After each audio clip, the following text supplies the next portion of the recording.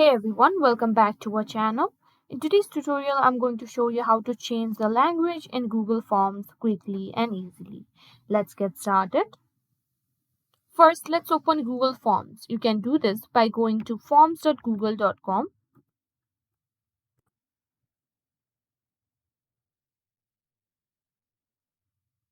Once you're on the Google Forms homepage, follow these simple steps. Step 1. Click on the three horizontal lines at the top left corner of the screen. This will open the main menu. Scroll down and click on Settings. In the Settings menu, click on Language. Here you can find Language. Tap on it. Here you can see my preferred language is English, but you can choose other language as well.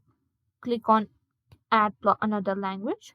Here you can choose whichever language you want. Then Google Forms will automatically update the interface to the new language. And that's it. You've successfully changed the language in Google Forms. I hope this tutorial was helpful. If it did, don't forget to like, share and subscribe to our channel. And thanks for watching, and I'll see you in the next video.